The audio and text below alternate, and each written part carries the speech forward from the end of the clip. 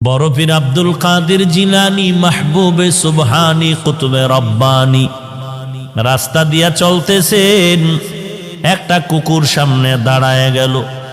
কুকুর ডাক দিয়া কয়, বড় পীর আমার কথার জবাব দিয়া তারপরে যাও, বলো তুমি ভালো নাকি আমি কুকুর ভালো। বড় পীর চিন্তায় পড়ে গেলেন, যদি বলি কুকুর তুই ভালো আমি খারাপ, আল্লাহর কোরআনের আয়াতের উল্টা হবে, কারণ বনি আদম হলো শ্রেষ্ঠ। যদি বলি তুই খারাপ আমি ভালো, তো অহংকারী আসিয়া যাবে। আর যদি বলি আমি খারাপ তুই ভালো, তো কোরআনের আয়াতের উল্টা হয়ে যাবে। এখন আমি খারাপও বলতে পারি না, ভালো বলতে পারি না। ভালো বললে আমি নিজে ভালো বললে অহংকারী হবে, আমি নিজে খারাপ বললে তুই কুকুর, ভালো বললে কোরআনের আয়াতের উল্টা হবে। আল্লাহর ওলি বান্দা মোরাকাবায় ঢুকলেন, আল্লাহ জবাব দিয়া দিলেন।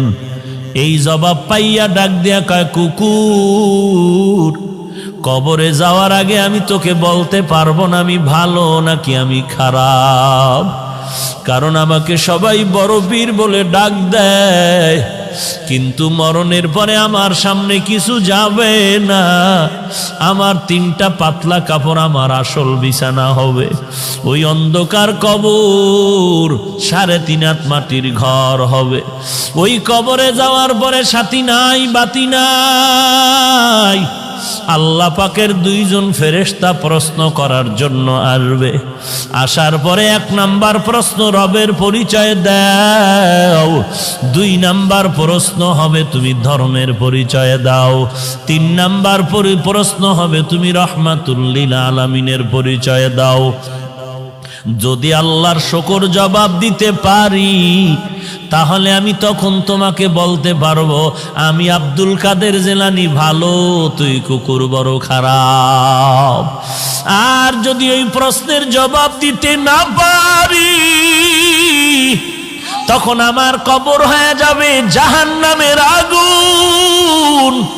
1টা নয় 2টা নয়, 70 থেকে 99টা সাপ কবর ভরে যাবে, 2 পার্শ্বের মাটির চাপ।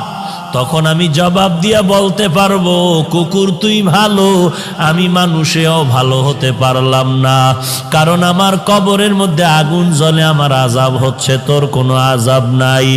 আমি কবরে যাওয়ার আগে তোকে জবাব দিতে। জিলানী ডাক দিয়া কয়, ও দুনিয়ার মানুষ, মরণের আগে কবরে গিয়া নাজাত না পাওয়ার আগ পর্যন্ত নিজেকে ভালো মনে করার উপায় নাই।